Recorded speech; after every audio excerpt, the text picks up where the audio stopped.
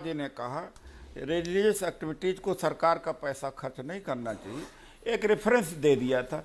मैं चर्च को भी रेफरेंस दे सकता था, मास का रेफरेंस दे सकता और चीज को भी रेफरेंस, बौद्ध विहार को भी रेफरेंस दे सकता था। ये संवैधानिक पक्ष को रखा।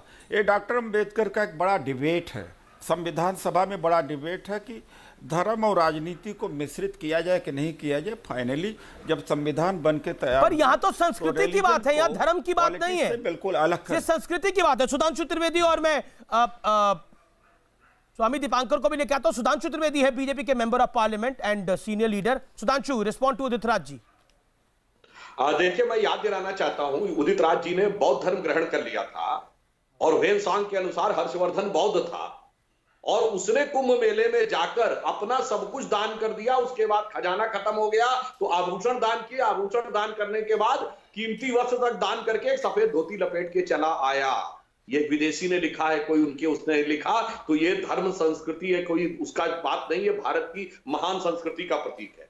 और दूसरा मैं ये बताना चाहता हूं, ये असीम अकर साहब को किसने कह दिया कि वो बैल के उसके ऊपर टिकी हुई है। मैं कोट कर रहा हूं, वाराणसी की पंच सिद्धांतिका में 1 शताब्दी ईसा पूर्व में लिखा गया है, पंच महाभूतस मत्स्यास्तारा गण पंजरे मही गोला खेयस कंतांतरे स्थो लोहा इक्वा स्थितो वृत्ता। ये पृष्ठ संख्या 31 पंच सिद्धांतिका में लिखा है कि तारों के समूह के बीच में गोल पृथ्वी उसी प्रकार स्थिर रहती है जैसे चुंबक के बीच में गोला। अब ये कौन बैल बुद्धि ने आपको बैल समझा दिया, ये इसका आप अनुसंधान करिएगा और जाके उससे पूछिएगा और कि किस ग्रंथ में लिखा है। और दूसरा, मैं मदरसे के बारे में विनम्रता से बगैर किसी की भावना को आहत करते हुए कहना चाहता हूं कि उसमें लिखा है सूरह तौबा चैप्टर नंबर 9 वर्ष नंबर आयत नंबर 5, काफिर को जहां देखो वहां मार दो। ये मेरा वक्तव्य नहीं है, शांति के मसीहा जाकिर नायक ने अपने तमाम तकरीरों में उदाहरण देते हुए मदरसों में कहा है। अब हमारे विद्वान साथी इन दोनों बातों पे उत्तर दे दें तो बेहतर रहेगा। दोनों की तुलना कितनी प्रासंगिक है यह भी बता दें। क्या नौकरी? ठीक है, ओके। स्वामी दीपांकर, आपने उदित राज जी को सुना। उदित राज जी को एक स्वामी दीपांकर, काफी देर से स्वामी दीपांकर अपनी टर्न का इंतजार कर रहे हैं। Let's be reasonable to him. Swami Dipankar, आपने उदित राज जी को सुना, क्या कहना चाहते हैं आप? असीम अकार, प्लीज, मेरी हम्बल रिक्वेस्ट है। मैं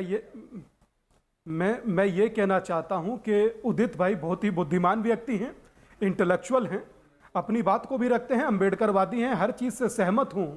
मगर इतना सा जरूर कहूंगा कि सांस्कृतिक मेले उत्सव में और एक स्टडी में बहुत अंतर होता है, वो भी समझते हैं।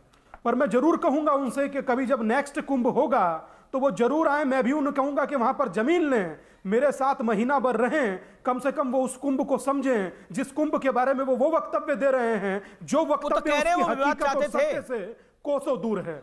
और रही बात, नहीं वो मैं समझ गया, उन्होंने 1-2 चैनलों पर और भी कहा है, मगर मैं उस बात से बहुत साहूकार नहीं रखता। पर इतना जरूर कहूंगा, जब अमीश देवगन जी कुंभ होता है तो कई सौ हजार, कई, जब मुझे एक बात कंप्लीट कर लेने दीजिए जी। जब कहीं कुंभ होता है तो सरकार का जो इन्वेस्टमेंट होता है उसके बाद कई हजार करोड़ की कमाई भी होती है, टूरिज्म बढ़ता है।